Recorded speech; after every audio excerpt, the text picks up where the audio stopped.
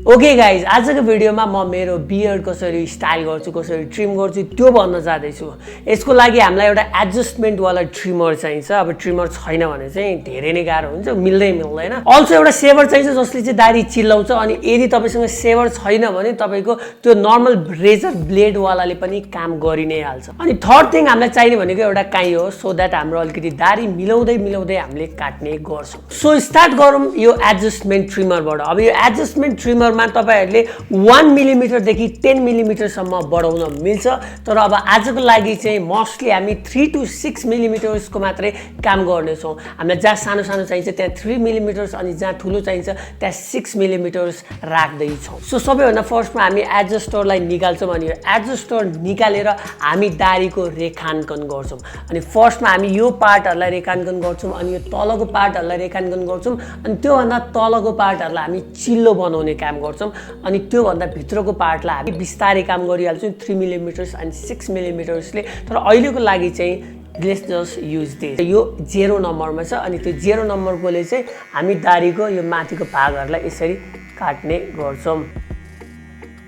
Also तपाईलाई यदि यो लाइन मिलाउनको लागि केही चीज छैन भने चाहिँ यस्तो नर्मल एउटा भिजिटिङ कार्ड कसैको त्यो कार्डलाई युज गर्न सक्नुहुन्छ। अनि त्यसको लागि चाहिँ अब तपाईलाई कहाँबाट राख्नुहुन्छ, तलबाट माथिबाट? म चाहिँ यहाँनिरबाट राख्छु, सो द्याट मेरो अब त्योभन्दा मुनि चाहिँ प्याची, त्योभन्दा माथि धेरै प्याची भयो भने राम्रो लाग्दैन। अनि यसलाई यसरी उडाइदियो। सो अब यो माथिको पार्टहरुलाई काटिसकेपछि यसलाई सेभरले क्लिन सेभ गर्ने काम गरिन्छ। यसको लागि धेरै इजी छ स्टेप्स। किन भन्दा यो साइडको कपालहरु लामो भइरहेको हुन्छ, यो साइडको दाढीहरु लामो भएपछि यो ट्रिमर भन्दा पनि सेभरले सेभ गर्दाखेरि लामोलाई त काट्दैन, सो एकदम इजिली ट्रिम हुन्छ। अब यो भइसकेपछि फेरि तल जाउँ, तल क्लिन गरौँ। तल चाहिँ म मस्टली यहाँबाट सिधा जान्छु, जहाँसम्म लाग्छ त्यहीसम्म। अब पहिला पनि काटिसकेको हुन्छ नि त, सो द्याट्स राइट। लाइनसम्म जानलाई धेरै गाह्रो हुँदैन। सो गाइज, हामीले रेखाङ्कनवाला लाइनिङवाला पार्टको काम सकायौँ, माथिको पनि सकायौँ, तलको पनि सकायौँ। सो फर्स्टमा जहिले पनि दाढी काट्दाखेरि रेखाङ्कनको पार्टहरु हुन्छ नि, लाइनिङको पार्ट सकाउनुपर्छ। किनकि लाइनिङको पार्ट सकाउँदाखेरि हाम्रो दाढीहरु एकदमै लामो भइरहेको हुन्छ नि त, त्यो लामो पार्टहरुलाई कहिले पनि सेभरले ट्रिम गर्दैन। द्याट्स वाइ परफेक्ट लाइन बनाउन सजिलो हुन्छ। अनि त्यसपछिको पार्ट भनेको के गर्नुपर्छ त भन्दाखेरि अब हामीले जहिले पनि ट्रिमरलाई ठुलो साइजमा लगाउनुपर्छ अनि त्यसपछि मात्रै सानोमा लगाउनुपर्छ। किनकि ठुलो लगाउँदाखेरि तपाईले जस्तै यहाँनिर तपाईले 3 mm मा काट्नु छ अनि यहाँ 6 mm मा काट्नु छ भने फर्स्टमै तपाईले 3 mm मा यहाँ काट्नु भयो भने अलिकति यहाँनिर बिग्रियो भने तपाईले त्यसलाई रिपेयर गर्न मिल्दैन। तर तपाईले 6 नम्बरमा पहिला फर्स्टमा 6 mm मा काटेर अनि त्यसपछि फेरि मिलाउँदै गयो भने बिस्तारै मिल्दै जान्छ। सो फर्स्टमा हामी लगाउँछौँ यो ट्रिमरमा 6 नम्बर। सो यो 6 मिलिमिटर्समा हामी साइडको दाढीहरुलाई मजाले काट्छौँ यो पुरै। अनि जहिले पनि अब हाम्रो यो मेन अब्जेक्टिभ भनेको चाहिँ हाम्रो जलाइनलाई अलिकति स्ट्रङ देखाउने हो क्या। अब मैले चाहिँ त्यसरी काट्छु है, मेरो अब्जेक्टिभमा चाहिँ जलाइनलाई स्ट्रङ देखाउनको लागि यहाँको दाढीहरु हुन्छ नि, यतातिरको दाढी अलिकति ठुलो राख्ने अनि यता साइडको दाढीहरुलाई चाहिँ अलिकति सानो बनाउने हो। सो अब त्यसको लागि एउटा यस्तो ट्रायंगल जस्तो एउटा शेप बनायो भने यहाँ मुनि दाढी बस्छ अनि जलाइन स्ट्रङ देखिन्छ। यहाँ भन्दा माथिको चाहिँ दाढी उडाइदियो भने अनि राम्रो देखिन्छ। पहिला चाहिँ हामीले यो लाइन भन्दा माथिकोलाई 6 मिलिमिटर्समा काटौँ अनि त्यसपछि यो लाइन भन्दा माथिकोलाई हामी 3 मिलिमिटर्समा जान्छौँ। तर फर्स्टमा चाहिँ 6 मिलिमिटर्स गरौँ सो द्याट यहाँनिर एउटा राम्रो फेड बनाउन सकियोस्। कार्ड युज गर्न पनि सकिन्छ, कार्ड युज गरेर भए पनि यसलाई यस्तो 6 मिलिमिटर्समा ल यहाँबाट जलाइनसम्म टक्क लाएर काट्दिनु। अब हामी के गरौँ त भन्दाखेरि हामीले यहाँ मुनि सबै हामीले क्लिन गरेको छ नि त। अब यो क्लिन भन्दा माथिको भाग एकदमै लामो भयो भने राम्रो देख्दैन। सो 6 मिलिमिटर्सले नै यो भन्दा माथिको भागलाई पनि अलिकति ट्रिम गरे सो द्याट अलिकति भए पनि फेड होस्, राम्रो खालको फेड है त।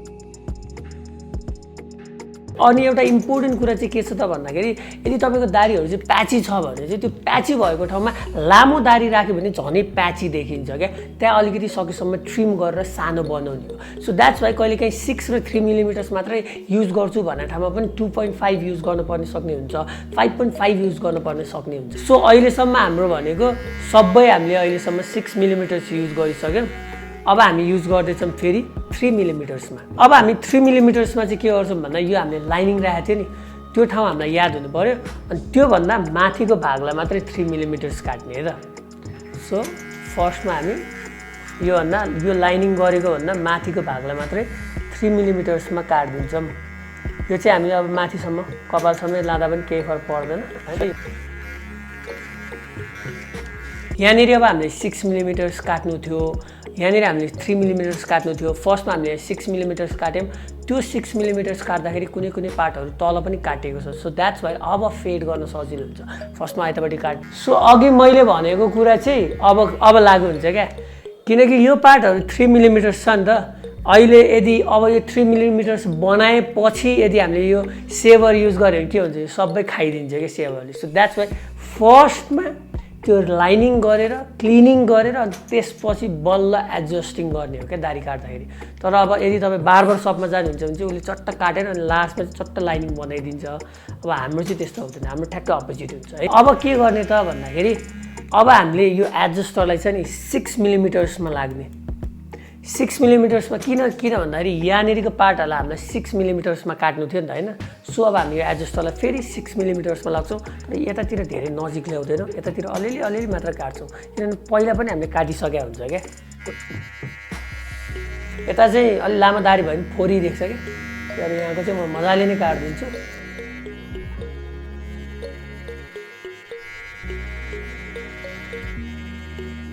एउटा राम्रो फेड चाहिँ आइसक्यो एउटा राम्रो फेड आइसकेपछि अब के गर्नुपर्छ त भन्दाखेरि अब यो दारी यसो सर हेर्ने कहाँ लामो लामो दारी आएको छ अब त्यसको लागि चाहिँ हामीले काइयो पनि युज गर्नुपर्ने हुन्छ सट्ट कोर्ने तर त्यो गर्नुभन्दा पहिला हामीले जुङ्गा मिलाए पनि हुन्छ किनभने जुङ्गा पनि त अब एकदम मेसी भइरहेको हुन्छ अब पहिला जुङ्गालाई मिलाउँ यो जुङ्गाको भागलाई चाहिँ यतातिर अलिकति बाक्लो भइरहेको हुन्छ त्यो म माथिबाट यसरी जुङ्गा भाग पनि त्यसलाई पनि सेभ गर्नु क्लिन सेभ यो पनि भयो यसो गर्दाखेरि एक दुईवटा रौँहरू उठेको हुन्छ नि ठाडो रौँ तिनीहरू काटिन्छ अनि अब दारीको पनि त्यही गर्ने